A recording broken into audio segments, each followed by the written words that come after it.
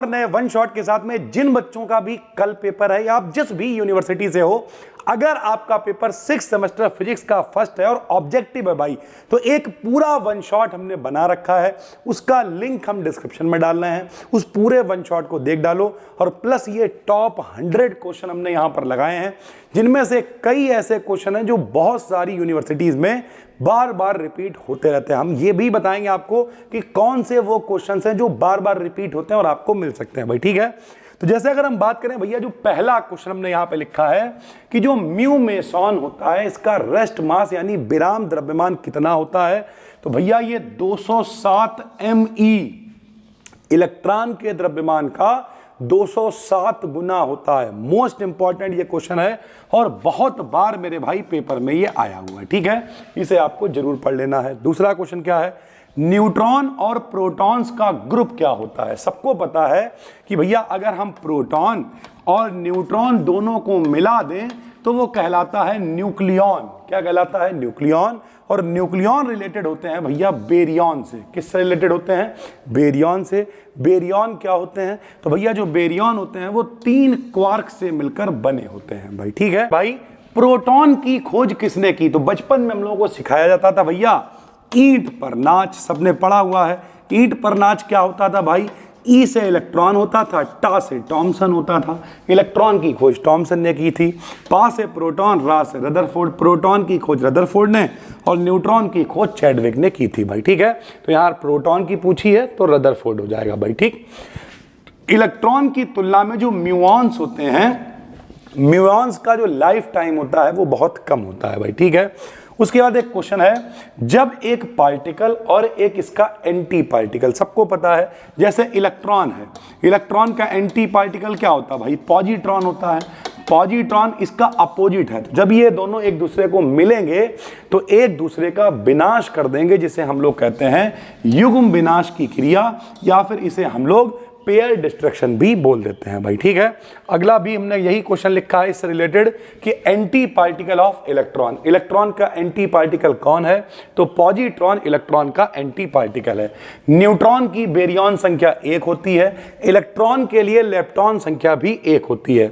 Electron एक lepton particle है भाई। फर्मियॉन्स क्या होते हैं? फर्मियॉन्स वो होते हैं जो स्ट्रॉन्ग न्यूक्लियर फोर्स का अनुभव करते हैं, यानी नाभिकीय बल बहुत ज्यादा फील करते हैं भाई, ठीक है। कुछ बोसॉन्स ऐसे होते हैं जिनका रेस्ट मास कैसा होता है? 0। पूछ लेगा निम्न में से किनका रेस्ट मास 0 होता है? Leptons, bosons. तो कुछ बोसॉन्स होते हैं तो आप बोसॉन्स पे टिक लगा दोगे भाई, ठीक है। Intrinsic spin off photon, photon की जो आंतरिक स्पिन होती है वो कितनी होती है? तो फोटोन की आंतरिक स्पिन 1 होती है भाई। अगला क्वेश्चन है साइक्लोट्रॉन, ध्यान से समझिए। साइक्लोट्रॉन इलेक्ट्रॉन को एक्सीलरेट नहीं करता भैया। ये क्वेश्चन क्या है? तो भैया साइक्लोट्रॉन असलियत में जो पॉजिटिव पार्टिकल्स है, इलेक्ट्रॉन क्या है? इलेक्ट्रॉन बहुत ज्यादा हल्का पार्टिकल है प्रोटॉन की तुलना में। भैया प्रोटॉन का द्रव्यमान कितना होता है? 1.67 गुणे 10 की घात माइनस के 27। और इलेक्ट्रॉन का कितना होता है भैया? 9.1 10 की घात माइनस के 31। तो 10,000 का फर्क है भाई। 10 की घात 4 का मतलब 10,000 का फर्क है। इसी चक्कर में साइक्लोट्रॉन इलेक्ट्रॉन को एक्सीलरेट नहीं करता है भाई, ठीक है। जो जीएम काउंटर है, जीएम काउंटर का जो डेड टाइम होता है वो 10 की घात माइनस के 4 से 10 की घात माइनस के 5 सेकंड होता है। जीएम काउंटर में क्वेंचिंग गैस, ये वाला क्वेश्चन कई पेपरों में आया हुआ है, या शमन गैस भी बोलते हैं, तो एज एथिल अल्कोहल इस्तेमाल किया जाता है भाई, ठीक है। Energy production is in stars, भैया जो तारे होते हैं उनमें ऊर्जा का प्रवाह कहां से होता है? तो उसका मेन कारण होता है फ्यूजन ऑफ लाइट न्यूक्लियाई, यानी जो छोटे छोटे नाभिक होते हैं वो आपस में मिलते हैं, एक बड़ा नाभिक बनाते हैं और बहुत सारी ऊर्जा प्रोड्यूस करते हैं। सरल भाषा में एक ये हाथ है, एक हाथ है, दोनों टकराएं तो क्या होगा भैया? गर्म होने लगेंगे ना, हीट प्रोड्यूस होने लगेगी ना। सूर्य में भी यही होता है। बहुत सारे हाइड्रोजन छोटे छोटे पार्टिकल्स होते हैं जो आपस में मिलकर हीलियम के नाभिक बनाते हैं और एनर्जी को प्रोड्यूस करते हैं भाई, ठीक है। ये देखो भैया क्या है, ये भी एक फ्यूजन रिएक्शन ही है। फ्यूजन क्या होता है समझते हो? एक होता है फिजन और एक होता है फ्यूजन, यानी विखंडन और संलयन। तो ये एक फ्यूजन यानी संलयन है। 4 1H1 है, यानी 4 प्रोटॉन है, देखो आपस में मिलकर अपने से बड़ा यानी हीलियम का नाभिक बना रहे हैं। तो ये एक फ्यूजन रिएक्शन है भाई, ठीक है। जो न्यूक्लियर रिएक्शन होती है इसमें जो न्यूट्रॉन्स होते हैं उन्हें किसकी सहायता से स्लो किया जाता है? तो भैया मंदक के रूप में भारी जल यानी D2O का इस्तेमाल करते हैं। कौन सी क्वांटिटी न्यूक्लियर रिएक्शन में कंजर्व रहती है?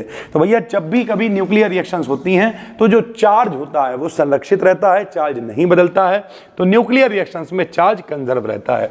न्यूक्लियर रिएक्टर में जो कैडमियम की छड़ें होती हैं, जो कैडमियम की रॉड्स होती हैं, न्यूट्रॉन की गति को घटाने के लिए इनका इस्तेमाल करते हैं, यानी कैडमियम की रॉड्स भी न्यूट्रॉन की गति को कम करती हैं भाई, ठीक है। सूर्य में ऊर्जा कैसे उत्पन्न होती है अभी बता चुके हैं आपको, न्यूक्लियर फ्यूजन के द्वारा, यानी बहुत सारे हाइड्रोजन के जो नाभिक हैं वो आपस में मिलते हैं, फ्यूज होते हैं, हीलियम बनाते हैं और एनर्जी को प्रोड्यूस करते हैं भाई, ठीक है। न्यूक्लियर फिजन, भैया एक तो फ्यूजन हो गया, फिजन क्या है? न्यूक्लियर फिजन को लिक्विड ड्रॉप मॉडल से हम लोग समझा सकते हैं भाई, ठीक है। एटम की तुलना में न्यूक्लियस का आयतन कितने गुना होता है? तो परमाणु की तुलना में उसका जो नाभिक होता है वो 10 की घात 4 गुना होता है। साइज ऑफ न्यूक्लियस, जो नाभिक का आकार होता है वो 10 की घात -15 से 10 की घात -14 मीटर होता है। मास डिफेक्ट क्या होता है समझो भैया, फाइनल ईयर में हो आप प्रोटॉन को अलग तौल लो, न्यूट्रॉन को अलग तौल लो, द्रव्यमान ज्यादा आएगा।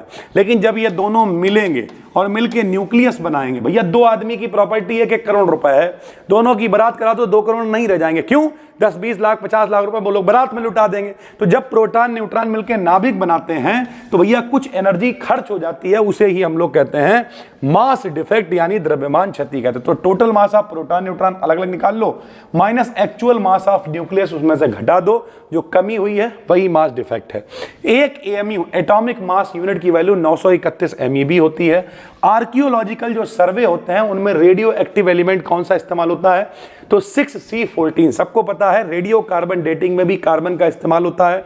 पुरानी से पुरानी जो चीजें हैं उनकी आयु का पता लगाने के लिए कार्बन एक इंपॉर्टेंट रोल प्ले करता है, तो आर्कियोलॉजिकल सर्वेज में कार्बन का इस्तेमाल होता है। न्यूक्लियर फोर्सेस कैसे होते हैं? तो शॉर्ट रेंज यानी छोटे होते हैं और अट्रैक्टिव होते हैं, आपस में कस के प्रोटॉन न्यूट्रॉन को बांधे रखते हैं। एक रेडियो एक्टिव एलिमेंट का डीके कांस्टेंट, देखो भैया डीके कांस्टेंट को K से भी लिखते हैं या लैम्डा से भी लिखते हैं, इतना दे रखा है। माध्य आयु को टाउ से लिखते हैं, टाउ बराबर 1/λ होता है। इस तरीके के सवाल अगर आपसे पूछते हैं तो डीके कांस्टेंट, एवरेज लाइफ आपसे पूछेगा, टाउ बराबर 1/λ लगाएंगे और आंसर निकल आएगा भाई, ठीक है। अगर आपसे कह दे मेरे भाई एवरेज लाइफ यानी टाउ और हाफ लाइफ यानी टी हाफ, ये हाफ लाइफ है, इन दोनों में रिलेशन बताओ तो ये वाला फार्मूला हो जाएगा। अगर आपसे कह दे डीके कांस्टेंट और हाफ लाइफ में संबंध बताओ तो 0.693/T हाफ, ये वाला फार्मूला हो जाएगा। ये सारे के सारे फार्मूले आपस में कनेक्टेड है भाई, ठीक है। 8O15 जो न्यूक्लियस है इसकी ग्राउंड स्टेट 1/2 नेगेटिव या फिर विषम होती है। ऐसे ही 4Be9 के लिए 3/2 और विषम होती है ग्राउंड स्टेट। न्यूक्लियस का जो वॉल्यूम होता है भैया, जो वॉल्यूम यानी आयतन होता है वो मास नंबर यानी द्रव्यमान संख्या के डायरेक्टली प्रोपोर्शनल होता है। इस फार्मूले से आप समझ सकते हो R समानुपाती होता है A⁻³ और R का मतलब क्या है? रेडियस। और आयतन क्या होगा? अगर हम कहते हैं 4/3 πr3, तो कहानी तो वही है मेरे भाई कि 4/3 पाई तो कांस्टेंट है, 3 पावर हो जाएगी तो 1/3 हो जाएगी, यानी जो आयतन होता है वो द्रव्यमान संख्या के समानुपाती होता है भाई, ठीक है। 92 यूरेनियम 235 से एक अल्फा और एक बीटा निकलता है, क्या होगा समझो। यह है 92 यूरेनियम 235, जब अल्फा निकलता है नीचे 2 की कमी होगी 90 हो जाएगा, ऊपर 4 की कमी होगी 231 रह जाएगा। फिर जब एक बीटा निकलता है तो नीचे एक बढ़ जाता है 91 हो जाएगा, ऊपर नो चेंज रहता है तो 231 ही रहेगा, यही आंसर हो जाएगा। वो न्यूक्लियस जिनमें प्रोटॉनों की संख्या सेम होती है और न्यूट्रॉनों की संख्या अलग अलग होती है उन्हें हम लोग समस्थानिक कहते हैं। समस्थानिक का मतलब आइसोटोप बोलते हैं, जिनमें स्थान समान हो, प्रोटॉनों की संख्या समान हो, उन्हें हम लोग समस्थानिक कहते हैं भाई, ठीक है। उसके बाद एटम स्टेबिलिटी का कारण क्या होता है? तो भैया परमाणु के अंदर क्या होता है? स्ट्रॉन्ग न्यूक्लियर फोर्सेस होते हैं। परमाणु के अंदर जो नाभिकीय बल होते हैं वो बहुत ज्यादा प्रबल होते हैं, इसी वजह से जो परमाणु है वो बहुत ज्यादा स्टेबल होता है। फोनॉन जो है, फोनॉन, फोटोन नहीं, फोनॉन जो है उसकी एनर्जी कितनी होती है? तो H⁻ω होती है। फोटोन अगर कहे तो H न्यू होती है, आपको पता होना चाहिए। फिर कह रहा है 2He4 के लिए R0 का मान इतना है, त्रिज्या बताओ, फार्मूला वही लगाएंगे, R बराबर R0 1 की पावर 1/3, R0 का मान रख देंगे, ठीक है भैया। A की पावर 1/3 होता है। A मतलब क्या है? द्रव्यमान संख्या। भैया लिखा है 2He4, जो ऊपर लिखा होता है वो द्रव्यमान संख्या होती है। तो 4 है तो 4 द्रव्यमान संख्या रख दी, हल कर देंगे, आंसर आ जाएगा। अच्छा, पता होना चाहिए एक फर्मी में 10 की घात माइनस के 15 मीटर होता है। तो यहाँ 10 की घात माइनस के 15 मीटर हटा के उसकी जगह पर फर्मी लिख सकते हैं, क्योंकि जो छोटी दूरियां होती हैं, नाभिक की त्रिज्या वगैरह, इन सबको फर्मी में नाप सकते हैं भाई, ठीक है। इलेक्ट्रॉन की जो मोबिलिटी होती है, इसका मात्रक क्या होता है? तो सेंटीमीटर स्क्वायर प्रति वोल्ट सेकेंड होता है। इलेक्ट्रॉन का इफेक्टिव मास, जो प्रभावी जो द्रव्यमान है, इफेक्टिव मास है, वो पॉजिटिव भी हो सकता है, निगेटिव भी हो सकता है और अनंत यानी इनफाइनाइट भी हो सकता है। पहला जो ब्रिलॉइन जोन होता है उसकी लिमिट होती है -π/a से प्लस का π/a। वो सब्सटेंस जिनका बैलेंस बॉन्ड, देखो भैया 2 बॉन्ड होते हैं, एक चालन बैंड, एक संयोजी बैंड। तो भैया संयोजी बैंड जिनका आंशिक रूप से भरा होता है, इसका मतलब यह है कि भैया यहां से कुछ इलेक्ट्रॉन चले गए हैं चालन में, तभी तो ये आंशिक रूप से भरा है। पूरा भरा होता मतलब चालन खाली होता। तो यहां कंडक्शन बैंड भी भरा है, इसका मतलब ये क्या होंगे? कंडक्टर होंगे, यानी चालक होंगे भाई, ठीक है। फोटोन किसे फॉलो करते हैं? तो फोटोन बोस आइंस्टीन स्टैटिस्टिक्स को फॉलो करते हैं। आयनिक बॉन्ड का मेल्टिंग पॉइंट सबसे ज्यादा होता है, क्योंकि जो आयनिक बॉन्ड होते हैं, मान लिया Na पॉजिटिव है, Cl नेगेटिव है, तो प्लस माइनस एक दूसरे को आकर्षित करेंगे, बड़ी मुश्किल से टूटेंगे, तो इनका मेल्टिंग पॉइंट, बॉइलिंग पॉइंट, ये सब बहुत ज्यादा होता है। सबसे ज्यादा मजबूत बॉन्ड आयनिक, उससे कम कोवैलेंट, उससे कम हाइड्रोजन या जो भी बॉन्ड है उससे कम होंगे भाई, ठीक है। 1 डायमेंशनल क्रिस्टल लैटिस है, यानी एक आयामी है, एक डायमेंशनल वाला है, में मेडलिंग कांस्टेंट की वैल्यू 1.38 होती है, खूब पूछा जाता है। उसके अलावा ये जोन्स पोटेंशियल इक्वेशन भी कई बार पेपर में आ जाती है, एज इट इज V बराबर 4ε0 सिग्मा अपान r की पावर 12 माइनस सिग्मा अपान r की पावर 6, ये भी कई बार पूछा जाता है भाई, ठीक है। किसी मॉलिक्यूल के एटम्स को एक दूसरे से अलग करने के लिए नामी है उसका पृथक्करण ऊर्जा, अलग करने के लिए जो ऊर्जा चाहिए होती है वो सेपरेशन एनर्जी कहलाती है भाई, ठीक है। क्रिस्टल एनालिसिस का जो पाउडर मेथड है वो किसने दिया था? तो डेबी और सियरलन ने दिया था। ब्रेवाइस लैटिस की संख्या, ये क्वेश्चन कोई बड़ी बात नहीं, कल भी आपको मिलेगा, बहुत बार पूछता है। ब्रेवाइस लैटिस की संख्या कितनी होती है? तो 14 होती है। नॉन क्रिस्टलाइन सॉलिड, या फिर इसी को हम लोग कहते हैं एमार्फस सॉलिड, एक ही बात है। तो एमार्फस सॉलिड जिनका स्ट्रक्चर परफेक्टली अरेंज नहीं होता है वो नॉन क्रिस्टलाइन या एमार्फस सॉलिड कहलाते हैं, जैसे कि कांच। डायमंड का जो क्रिस्टल का पैकिंग फैक्टर होता है तो हीरे के लिए 34% होता है। जब न्यूक्लियर रिएक्शन गैस से गुजरते हैं तो आयोनाइजेशन प्रोड्यूस होता है। यह सिद्धांत किसका है? तो जीएम काउंटर ने कहा कि जब न्यूक्लियर रिएक्शन गैस से होती है तब भैया आयोनाइजेशन यानी आयनीकरण हो जाता है भाई, ठीक है। एटॉमिक रिएक्टर में यूरेनियम कौन सा इस्तेमाल करते हैं? यूरेनियम 235, 36, 37। तो यूरेनियम 235 का इस्तेमाल हम लोग करते हैं एटॉमिक रिएक्टर में। न्यूक्लियर फिशन जो रिएक्शन होती है, किसकी बमबारी में इसका प्रयोग किया जाता है? किसकी बमबारी से किया जाता है? तो न्यूट्रॉनों की बमबारी कराते हैं भाई, न्यूट्रॉनों की बमबारी कराते हैं और तोड़ देते हैं बड़े और भारी नाभिक को छोटे छोटे नाभिकों में। एक न्यूट्रॉन की बमबारी कराते हैं तो 3 न्यूट्रॉनों की और उत्पत्ति होती है और बड़ा नाभिक छोटे नाभिक में टूट जाता है। जैसे अगर यूरेनियम पे कराओगे तो क्रिप्टन और बेरियम में टूट जाता है और साथ में ऊर्जा भी उत्पन्न होती है भाई, ठीक है। जैसे परमाणु बम भी इसी पर आधारित होता है, फ्यूजन पे आधारित होता है हाइड्रोजन बम, इसलिए इतनी सारी एनर्जी प्रोड्यूस होती है और भैया लोगों के लिए खतरनाक होती है। रेडियो एक्टिव सैंपल की जो हाफ लाइफ होती है वो नेचर ऑफ सब्सटेंस पर डिपेंड करेगी कि मटेरियल कैसा है। कुछ मटेरियल हैं जिनकी आयु बहुत कम होगी तो हाफ लाइफ कम होती है, कुछ की ज्यादा होती है, तो नेचर ऑफ सब्सटेंस पे डिपेंड करेगी। जो जीएन लॉ है, चिगलर नटल लॉ है, लॉग लैम्डा बराबर a plus B log R, ये भी विकल्प में आ सकता है, अच्छा क्वेश्चन है। रेडियो एक्टिविटी का मात्रक क्या होता है? तो बैकुरल है, क्यूरी है, रदरफोर्ड है, सारे ही इसके मात्रक हैं। Average binding energy of nucleus, नाभिक की औसत ऊर्जा जो होती है, बंधन ऊर्जा 8 MeV होती है। यूकावा की थ्योरी ने कहा कि आदान प्रदान होता है पाई मेसॉन्स का भाई, ठीक है। ऑर्डर ऑफ न्यूक्लियर डेंसिटी, नाभिक का घनत्व 10⁻17 किलोग्राम प्रति मीटर क्यूब के ऑर्डर में होता है। जितने भी इंसुलेटर होते हैं, अभी आपको बताया, इंसुलेटर में जो बैलेंस बॉन्ड होगा और कंडक्शन में कुछ नहीं होगा क्योंकि दोनों का गैप बहुत ज्यादा होगा। कितना होगा? तो 6 eV के करीब होता है। जो स्पेसिफिक हीट यानी विशिष्ट ऊष्मा होती है टेम्परेचर की 3rd पावर के डायरेक्टली प्रोपोर्शनल होती है। आयनिक बॉन्ड इलेक्ट्रॉन साझा नहीं करता, साझेदारी नहीं होती है, साझेदारी होगी कोवैलेंट बॉन्ड में। आयनिक बॉन्ड सीधे सीधे इलेक्ट्रॉन देगा, आयन बनाएगा प्लस और माइनस भाई, ठीक है। NaOH जो है वो आयनिक भी होता है और कोवेलेंट दोनों बॉन्ड बनाता है। क्यों? क्योंकि Na अपना प्लस दिखाएगा, O माइनस दिखाएगा, प्लस हाइड्रोजन से साझेदारी भी करेगा, तो ये दोनों बॉन्ड बनाएगा। सेमीकंडक्टर्स में कैसे बॉन्ड होते हैं? कोवेलेंट बॉन्ड सेमीकंडक्टर्स में होते हैं। मान लिया सिलिकॉन है, 4 बॉन्ड बना लेंगे, एक बॉन्ड, एक इलेक्ट्रॉन खाली रह जाएगा या फिर एक इलेक्ट्रॉन एक्स्ट्रा हो जाएगा, इस तरीके की चीजें होती हैं, कोवेलेंट बॉन्ड होते हैं। ये वाली इक्वेशन मोस्ट इंपॉर्टेंट है। ब्रेग इक्वेशन को रेसिप्रोकल लैटिस की फॉर्म में 2kg + d² बराबर 0, ये जरूर आएगी कल वाले पेपर में भैया, ठीक है। FCC मतलब फेस सेंटर्ड क्यूबिक का रेसिप्रोकल बॉडी सेंटर्ड क्यूबिक होता है। ब्रेग इक्वेशन का इस्तेमाल होता है एक्स-रे क्रिस्टलोग्राफी में, इस्तेमाल किया जाता है। NaCl lattice face centred cubic यानी FCC होता है। देखना इस पेपर से आपको बहुत सारे क्वेश्चन कल मिलेंगे भैया, ठीक है।